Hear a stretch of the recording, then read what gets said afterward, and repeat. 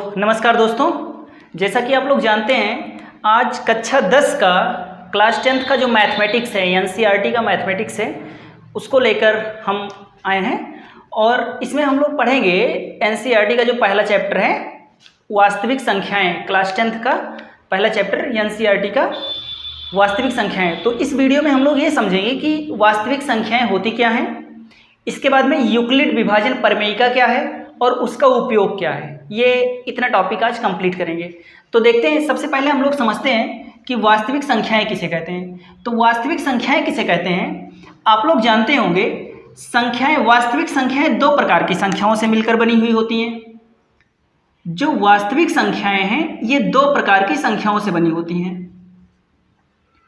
वास्तविक संख्याएं क्या होती हैं, दुनिया में जितनी परिमेय संख्याएं हैं वो और जितनी अपरिमेय संख्याएं हैं वो, उन सब का मिक्सअप क्या कहलाता है, वास्तविक संख्याएं। यानी कि सभी परिमेय संख्याएं और सभी अपरिमेय संख्याएं सम्मिलित रूप से क्या कहलाती हैं, वास्तविक संख्याएं कहलाती हैं। यानी वास्तविक संख्याओं के अंदर होता है दो चीज, एक होता है परिमेय संख्या और एक होता है अपरिमेय संख्या। तो सभी परिमेय संख्याएं और सभी अपरिमेय संख्याएं मिलीजुली रूप से, सम्मिलित रूप से वास्तविक संख्याएं कहलाती हैं। अब ये परिमेय संख्या क्या होता है और अपरिमेय संख्या क्या होता है, तो ध्यान से समझिए। ऐसी संख्याएं जिसको हम p/q के रूप में लिख सकें, जिसको हम भिन्न के रूप में बदल सकें, उसे क्या कहते हैं, उसे कहते हैं परिमेय संख्या। लेकिन ध्यान में रखिए q का मान 0 नहीं होना चाहिए। और अपरिमेय संख्या किसे कहते हैं, जिसको हम p/q के रूप में न लिख पाएं उसे हम अपरिमेय संख्या कहते हैं। अब इसको और ज़्यादा डिटेल में समझने के लिए आपको डेसिमल समझना पड़ेगा, दशमलव समझना पड़ेगा। तो आप लोग ये देखिए कि दशमलव कितने प्रकार के होते हैं। दशमलव कितने प्रकार के होते हैं, तो दशमलव दो प्रकार के होते हैं। दशमलव होता है दो प्रकार का। पहला है शांत दशमलव।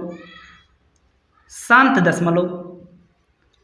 अब ये शांत दशमलव क्या होता है, तो देखिए कोई भी दशमलव प्रसार जो कि अनंत तक ना जाए, जो दशमलव के बाद अनंत तक ना जाए, वो शांत होता है। जैसे सिंपल सा कोई नंबर ऐसे लिखा है तो ये शांत दशमलव है। देखिए 14 कहीं पर लिखा है, 100 कहीं पर लिखा है, कुछ भी लिखा है, 151 कहीं पर लिखा है, तो समझ लीजिए इसके बाद में दशमलव छुपा हुआ होता है और दशमलव के बाद कोई अंक नहीं है, तो ये क्या है, शांत दशमलव। यानी सिंपल नंबर जो होते हैं वो क्या होते हैं, शांत दशमलव होते हैं। और जैसे 2.4, अब देखिए दशमलव के बाद केवल एक अंक है तो ये क्या है, शांत दशमलव है।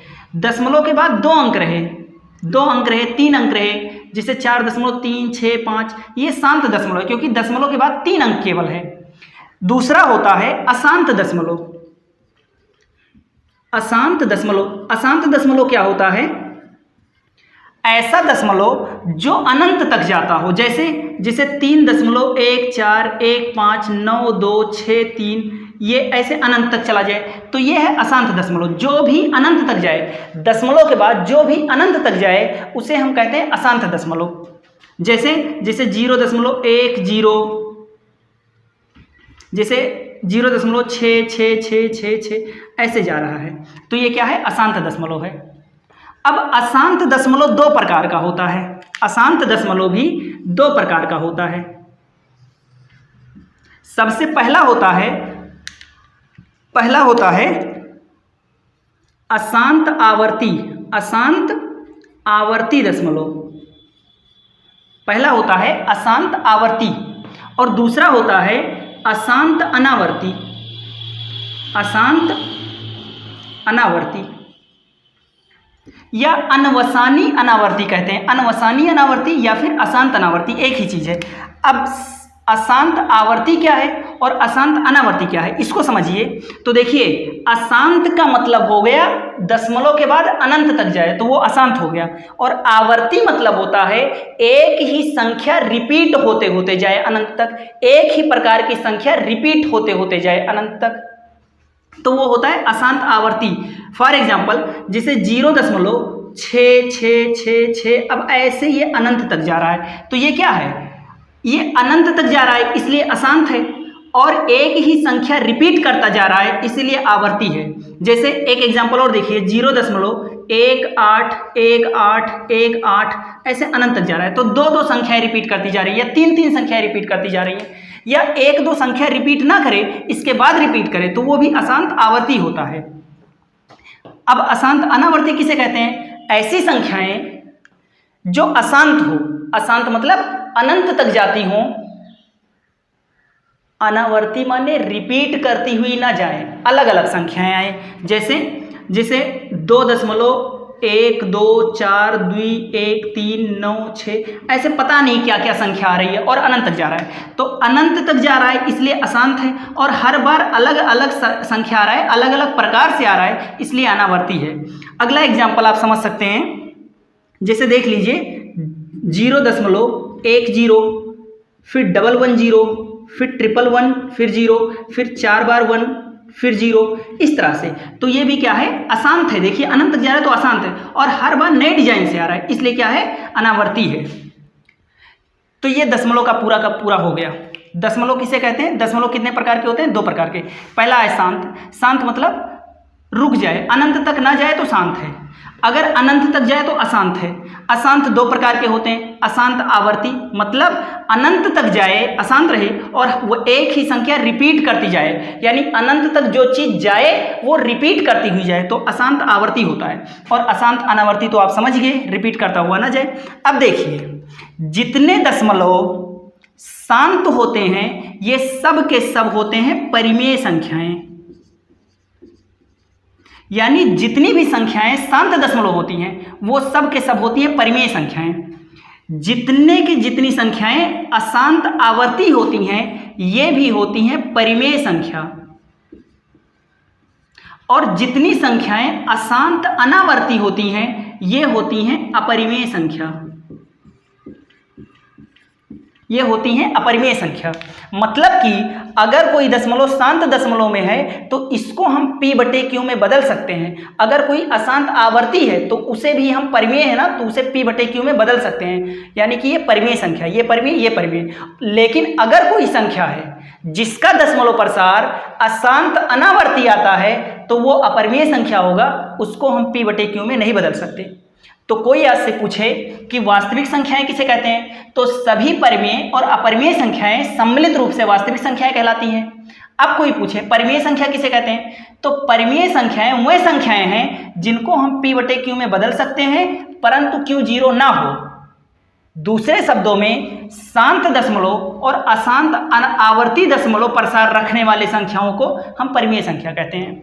अपरिमेय संख्या किसे कहते हैं, जिसको हम p/q के रूप में नहीं बदल सकते, या फिर जिसका दशमलव प्रसार अशांत अनावर्ती होता है उसे हम अपरिमेय संख्या कहते हैं। अब हम परिभाषा लिख देते हैं, देखिए आप लोग। तो ये मैंने भाषा लिख दी है। वास्तविक संख्याओं का परिभाषा मैंने यहां लिखा है, परिमेय संख्याओं का परिभाषा यहां लिखा है, और अपरिमेय संख्याएं क्या होती है इसका परिभाषा यहां लिखा है। ये सबसे स्टैंडर्ड परिभाषा है, इन सबका आप लोग स्क्रीनशॉट लीजिए। वास्तविक संख्या ये चैप्टर का नाम है। वास्तविक संख्या क्या होता है ये आप लोग समझ चुके हैं। अब इस चैप्टर का सबसे पहला टॉपिक है यूक्लिड विभाजन प्रमेयिका। तो इसे हम ध्यान से समझते हैं कि यूक्लिड विभाजन प्रमेयिका क्या होता है। यूक्लिड एक गणितज्ञ थे और इन्होंने भाग लगाने का तरीका बताया था। विभाजन मतलब होता ही है भाग, तो भाग लगाने का इन्होंने तरीका बताया था, उसी को क्या कहते हैं, यूक्लिड विभाजन प्रमेयिका कहते हैं। आप लोग सिंपल सा भाग लगाते हैं, जैसे मान लीजिए एक भाग है, आप लगाते हैं 4/17। तो इस भाग को लगाना है तो कैसे लगाएंगे, इस भाग को लगाना है तो ऐसे लगाएंगे, 4 चौक 16, एक क्या आ गया, शेषफल आ गया। अब देखिए इसमें इनका नाम है, सबसे पहले यहां पर जो बीचों बीच में लिखा है इसको कहते हैं भाज्य, इसको कहा जाता है भाज्य। जो यहां लिखा है इसको कहते हैं भागफल, जो यहां लिखा है इसको कहते हैं भाजक, और जो नीचे आया है इसको कहा जाता है शेषफल। ठीक है। अब यूक्लिड ने बताया था कि अगर ऐसे दुनिया का कोई भी भाग लगाइए, बहरहाल उसको डेसिमल में नहीं ले जाना है, दशमलव में नहीं ले जाना है, शेष कर देना है, तो इस तरह से अगर लगाए कोई भाग तो कोई भी भाग लगा हो उसमें क्या करना है आपको, अगर हम भाजक और भागफल का गुणा कर देंगे और गुणा करने पर जो आ जाए उसमें शेषफल को जोड़ देंगे तो वो भाज्य के बराबर आएगा। ये यूक्लिड ने नियम बताया था। नियम क्या बताया था इन्होंने? नियम ये बताया था कि अगर हम कोई भी भाग लगाकर और उसमें इस भाजक और इस भागफल का गुणा कर दें, किसका किसका, अगर हम भाजक का और भागफल का गुणा कर दें और भाजक और भागफल का गुणा करने पर, भाजक और भागफल का गुणा करने पर जो आए उसमें हम शेषफल को जोड़ दें तो ये आएगा भाज्य के बराबर। ये किसके बराबर आ जाएगा? भाज्य के बराबर आ जाएगा। तो यही जो लिख गया सामने आपके, यही क्या है? यूक्लिड विभाजन प्रमेय है, जो कि आप लोग बहुत पहले से पढ़ते आ रहे हैं।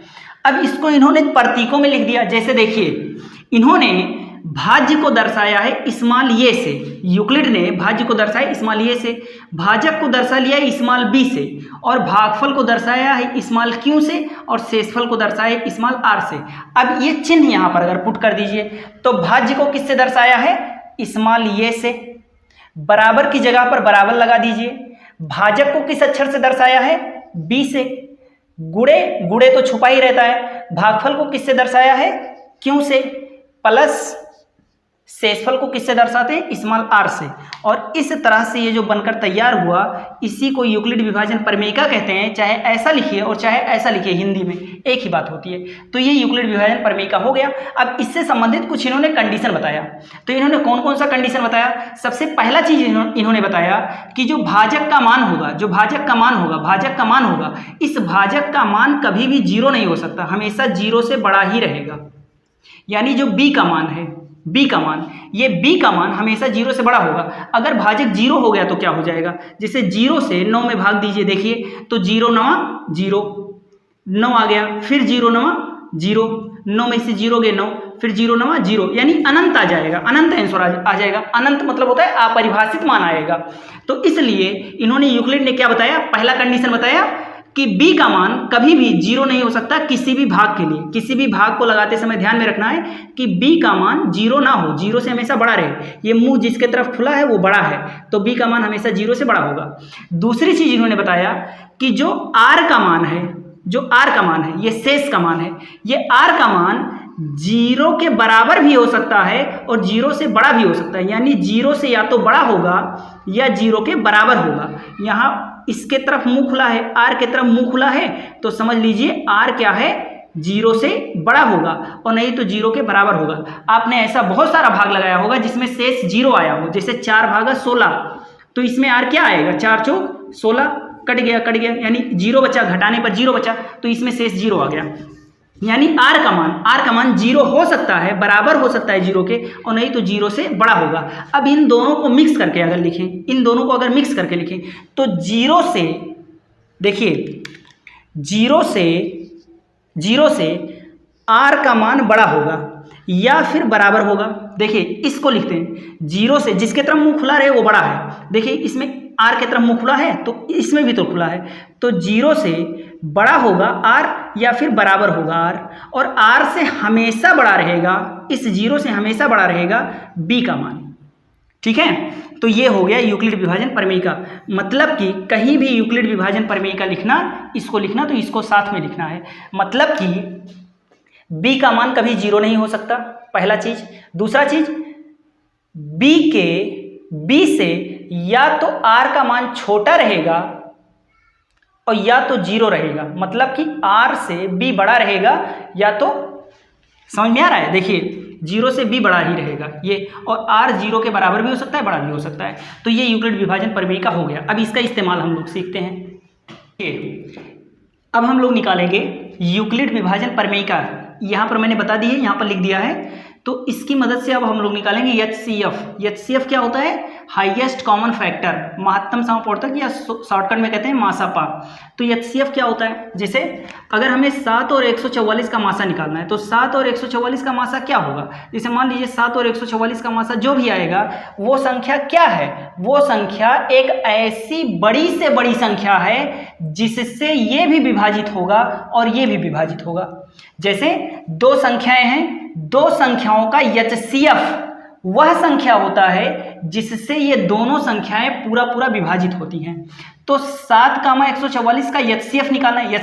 एचसीएफ मतलब हाईएस्ट कॉमन फैक्टर निकालना है। तो कैसे निकालेंगे? अच्छा, एलसीएम निकलेगा कि नहीं निकलेगा यूक्लिड विभाजन से? तो यूक्लिड विभाजन प्रमेयिका से एचसीएफ नहीं निकल सकता, एलसीएम नहीं निकल सकता। एलसीएम क्योंकि गुणनखंड होता है और एचसीएफ क्या है, या यूक्लिड विभाजन प्रमेयिका तो भाग का नियम है और भाग के नियम से केवल एचसीएफ लग सकता है। तो चलिए इसे निकाल कर देखते हैं हम लोग कैसे निकलेगा। सबसे पहले लिखते हैं सॉल्यूशन।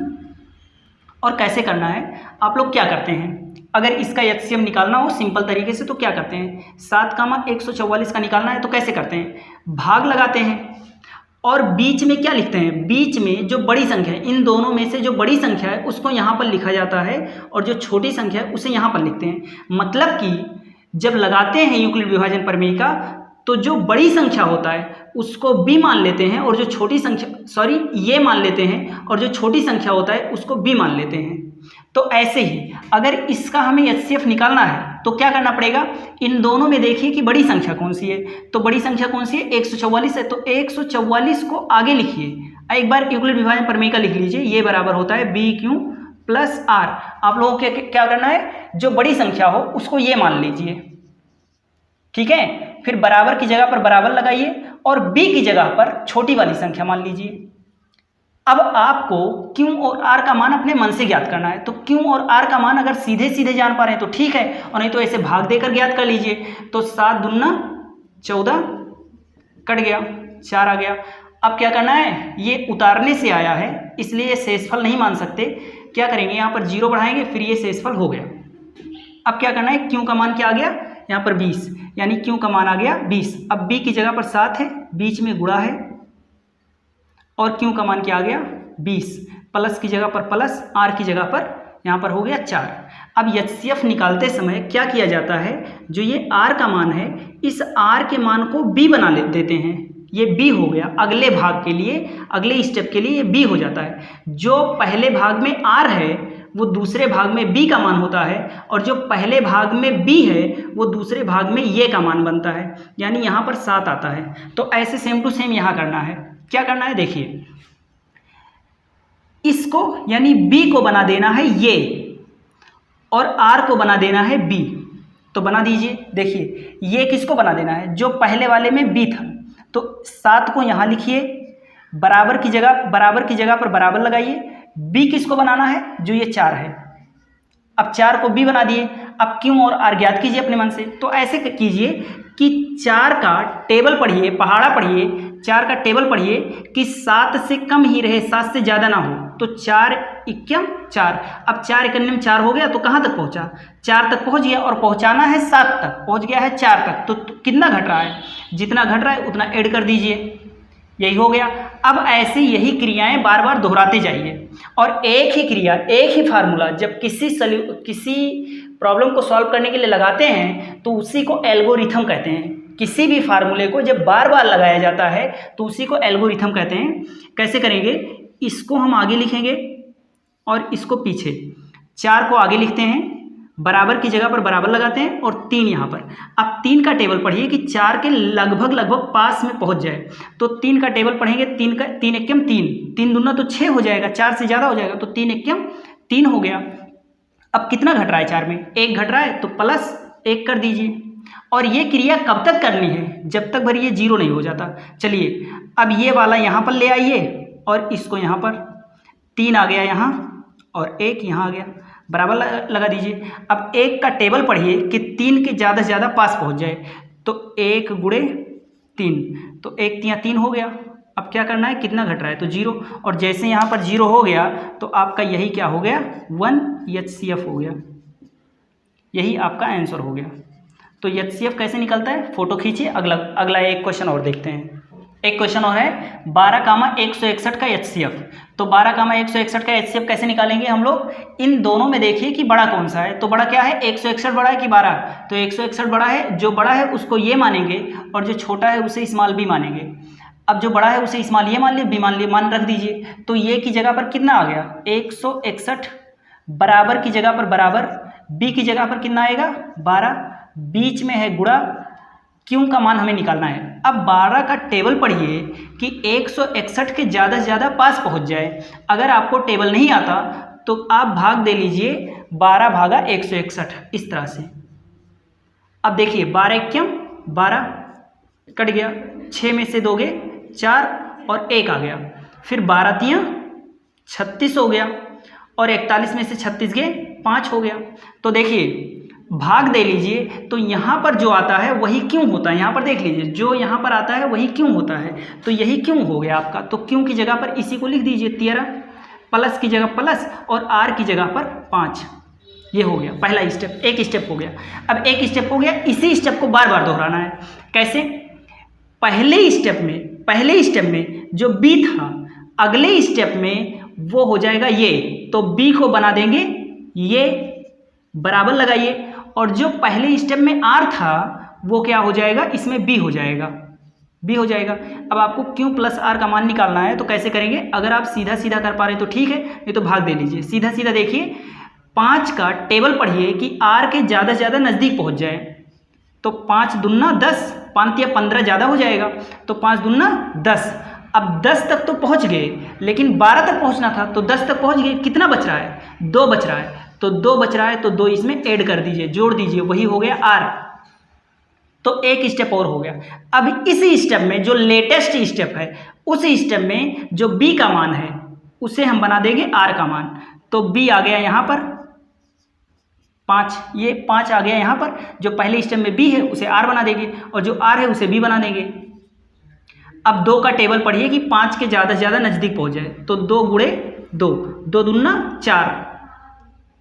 अब 4 तक पहुँच गया, 1 कम पड़ रहा है, तो 1 को जोड़ दीजिए, ठीक बात है। और फिर क्या करना है, फिर से एक स्टेप और हो गया, फिर से यही स्टेप अपनाएंगे।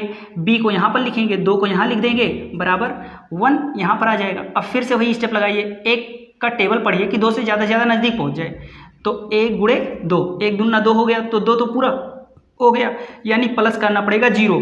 और जैसे ही ये आर का मान 0 हो जाए, तो हमारा बी का मान ही, यही मान ही क्या हो जाता है, HCF हो जाता है। ये कंप्लीट हो गया। इसी तरह से आप कोई भी सवाल लगा सकते हैं, बड़े से बड़ा सवाल हो। अगर आप नहीं कर पा रहे हैं, जैसे ये स्टेप मान लीजिए नहीं कर पा रहे हैं, तो ये 5 से 12 में भाग दे दीजिए, ऐसे 5 से 12 में भाग दे दीजिए, तो 5 दूना 10 कट गया, 2 आ गया।